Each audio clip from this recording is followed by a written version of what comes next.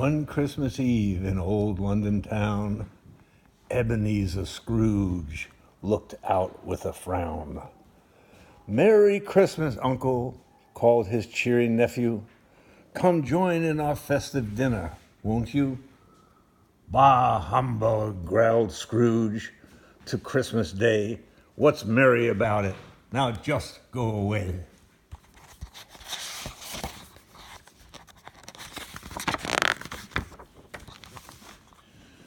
Poor Cratchit, his clerk who worked hard each day, asked Scrooge, "Is tomorrow a holiday?"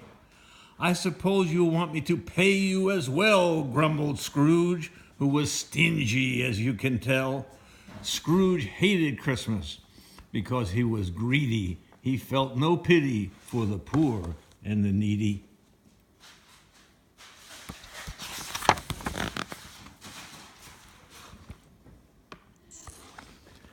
Later that evening, when Scrooge was alone, he heard the rattling chains and a ghostly moan. Then Scrooge saw poor Marley, who in happier days was Scrooge's partner with the same selfish ways. "Scrooge," wailed the ghost, "I've come to warn thee. Mend your greedy ways, or you'll end up like me."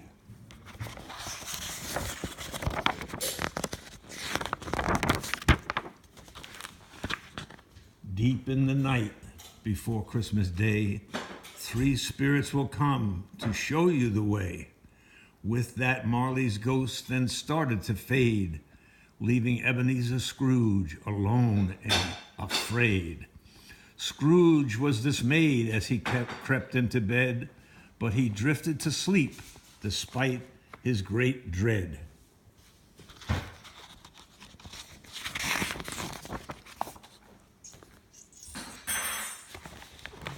As the clock struck 1 on that freezing night, Ebenezer Scrooge awoke with a fright. And as he blinked his eyes in the gloom, an unearthly spirit appeared in the room. "Follow me," it said, as Scrooge looked aghast. "I am the ghost of Christmas past." The ghost took Scrooge back to Christmases of old, when Scrooge was warm-hearted, not sad and cold. They saw Fan, his sister, and Fezziwig, his boss. "I was happy," gasped Scrooge, "not lonely and cross." And as Scrooge was shown each old Christmas day, he cried, "I can't bear it. Take me away." In the blink of an eye, Scrooge returned to his bed and was met by Jolly Spirit, who said, "I am the good ghost of Christmas present. Follow me now to see something pleasant." In a flash, they were in Bob Cratchit's place, which looked very festive despite the cramped space.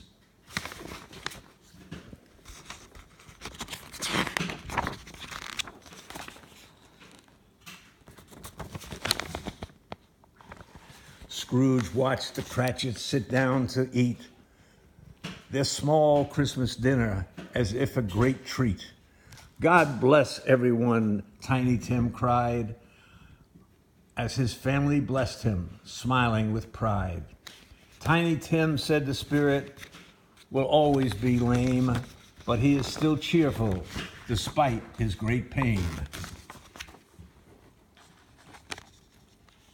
As the spirit departed, another took shape, a horrible creature in a hood and a cape.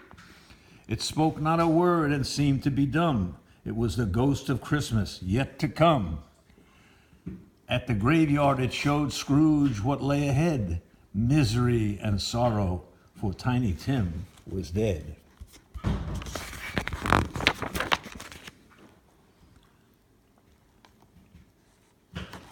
The Scrooge saw his own grave, unloved and unkept, alone in a cemetery where nobody wept. As they wandered the streets, he heard people say, "The old miser's gone, but who cares anyway?" As the ghost disappeared, Scrooge did something strange. He fell down and wept. Now I know I must change. The very next moment, Scrooge woke in his bed. He raced to the window and joyfully said, "I haven't missed Christmas. What a wonderful fun. Merry Christmas," he called out, "to everyone." Then he stopped a small boy and asked humbly, "Please take this turkey to the Cratchit family."